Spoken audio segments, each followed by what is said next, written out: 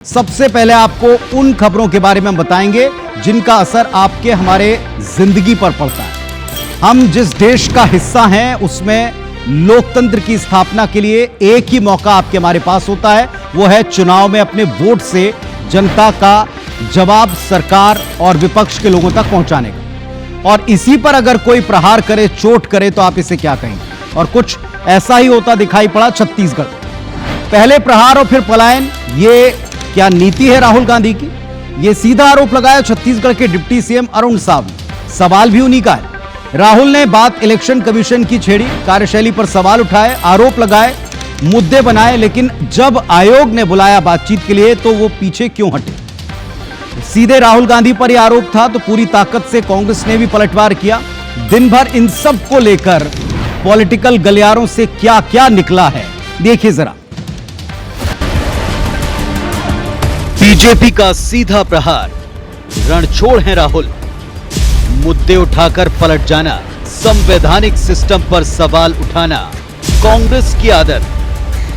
प्रदेश के उप मुख्यमंत्री अरुण साव ने कांग्रेस के सबसे बड़े फेस राहुल गांधी पर सीधे निशाना साधा। कहा कि हर बार की तरह राहुल गांधी मुद्दा उठाकर सामना करने के बजाय भाग निकले। दरअसल महाराष्ट्र चुनाव के नतीजों के बाद से विपक्षी खेमा, खासकर कांग्रेस, फर्जी वोटर्स के नाम जोड़े जाने के आरोप लगाती रही। लोकसभा में नेता प्रतिपक्ष राहुल गांधी ने मुद्दे पर चुनाव आयोग को पत्र लिखा, मांग की।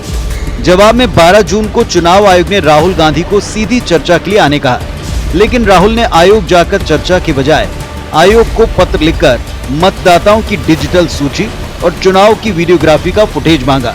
इस पर अब बीजेपी सीधे राहुल गांधी पर हमलावर है। डिप्टी सीएम ने तंज कसा कि जो अपने देश की सेना पर सवाल उठाए उसके बारे में क्या कहा जाए। साथ ही साहब ने प्रदेश कांग्रेस के 7 तारीख को खुलासे वाली सभा को लेकर दावा किया कि अगर कांग्रेस की मंशा असंतुष्टों की भीड़ जुटाने की है तो सभा का फ्लॉप होना तय है, क्योंकि छत्तीसगढ़ में सभी वर्ग सरकार से खुश हैं। मुद्दे पर कांग्रेस ने भी बीजेपी सरकार पर पलटवार किया। देखिए, राहुल गांधी हमेशा इसी तरह का मुद्दा उठा के मुद्दे से भागने का काम करते हैं। तो जब कोई निर्णय कांग्रेस के अनुकूल नहीं होता है तो संवैधानिक संस्थाओं पर प्रश्न चिन्ह लगाना कांग्रेस की आदत बन गई है। देश के सेना के कामों पर क्वेश्चन मार्क करें, उस राजनीतिक दल के बारे में, उस पार्टी के नेताओं के बारे में क्या कहें? बहुमत के साथ सरकार बनने के बाद छत्तीसगढ़ की जनता ने लोकसभा में 11 में से 10 सीटें दी। रायपुर दक्षिण का चुनाव हुआ जिसमें ऐतिहासिक वोटों से भारतीय जनता पार्टी को जीत दिलाई है कि हर वर्ग आज भारतीय जनता पार्टी से खुश है और इसलिए कोई वर्ग नाराज नहीं है, तो फिर इनकी सभा को फेल होना तय है। राहुल गांधी जी को कह रहे हैं कि आज जो उपस्थित नहीं हुए भागते हैं। राहुल गांधी जी डरने वाले नेताओं में से नहीं है, ना भागने वालों में से नहीं है। भारतीय जनता पार्टी के नेतागण उनके प्रश्नों के जवाब को नहीं दे पाते, वो लोग भागते हैं। वहीं पीसीसी प्रभारी सचिन पायलट के दौरे के बाद बीजेपी ने कांग्रेस को चर्चा के लिए चैलेंज किया, जिस पर दीपक बैज ने कहा कि चुनौती स्वीकार है, स्वयं मुख्यमंत्री जयस्तंभ चौक पर आ जाएं, वो सरकार के 1.5 साल के कामों पर बातचीत के लिए तैयार हैं। मुझे लगता है आजकल कांग्रेस की ज्यादा चिंता कर रही है। पहले तो इतनी भ्रष्टाचार में डूब चुकी है, सभी मंत्रियों के ऊपर लगातार आरोप लगा रहे हैं। अपना पहले आत्म मंथन कर ले, फिर कांग्रेस की बात करें। मैं तो कई बार चुनौती दे दिया हूं मुख्यमंत्री जी को, स्वीकार कर ले आ जाए।